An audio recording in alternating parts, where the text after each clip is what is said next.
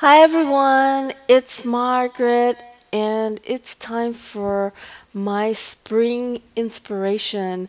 And this is a look that I have been really thinking about because a lot of people have been asking me to come up with some really different type of ways to do neutral looks. Because right now, if you look at all the magazines, I mean, from European magazines to American magazines to the Asian magazines, everything is very neutral, and all the runway shows, all the makeup was very deconstructed, very neutral.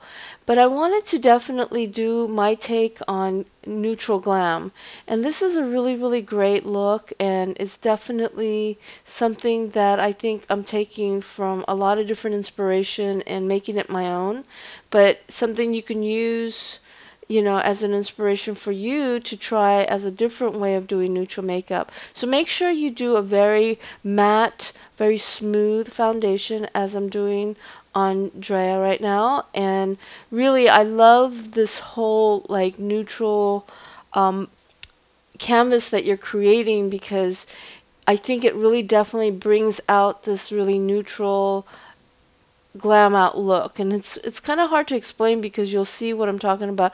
I'm going to do some different textures to the eyeshadow, and as well how I bring out the cheeks, and yet I'm going to use some very subtle highlighting as well as really intense matte makeup just to create some dimension.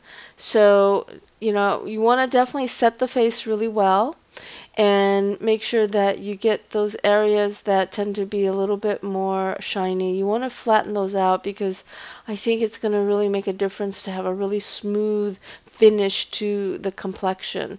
So I'm taking my complexion brush and just really blending it all in and just creating a really nice canvas for this look. I love this look. It's definitely a runway worthy look, but it's still, I think, because it's so neutral, you can definitely wear this on a more casual place and event.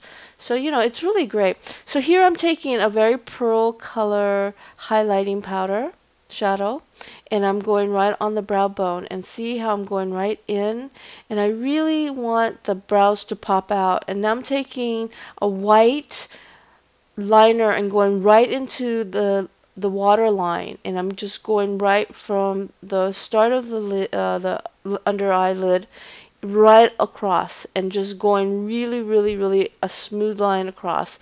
I'm giving some fallout powder because I'm going to use of kind of a flesh tone brick, I would say terracotta color shadow on the eyelid, and just smoking it out.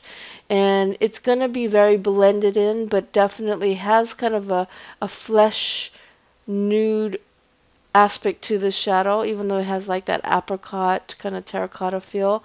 Um, or you can even call it like a contour color too, depending on your skin tone. But if you have darker skin, just definitely go with more of like a contour color.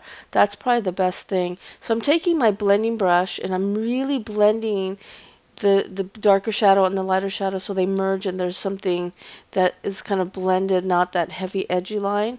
So I'm taking the same color on the shadow that I use on the lid, and I'm going right underneath the lash line. And so now I'm going right back again with the white liner just to pop it out more. So see how the darker shadow goes underneath the lash line, and now I'm bringing the white liner against the right on top of the water line, and see how it creates a really cool dimension. And this definitely has a neat defining aspect to the way this looks. But it's really cool. I mean, once you're done with it, you'll see what I'm talking about. So I'm taking my blending brush, and I'm just getting all the fallout powder and just the excess powder that was flying around. I'm just cleaning it up. I'm going to take my other blending brush and really giving it a nice blend again. And I'm going to go back and forth into the blending because I don't want this to have a harsh, edgy look.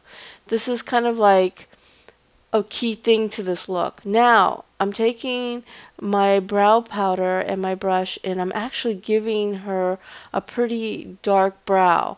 Now, I think it needs a really dark kind of support to this look because everything is so soft, and I'm going to use a dark mascara and a dark lip. But make sure at the same time you blend this really, really well because you don't want like a heavy, edgy feel to the brows. You want the color to be darker, but you still want it to be blended and soft. So now I'm taking a contour color and I'm making her suck her cheeks in. I always say make like a fish. And I'm going right in the contour aspects of the cheeks with the contour color. And it's very similar to the eyeshadow. So now I'm taking my blush brush and I'm going to just blend that in a little bit more.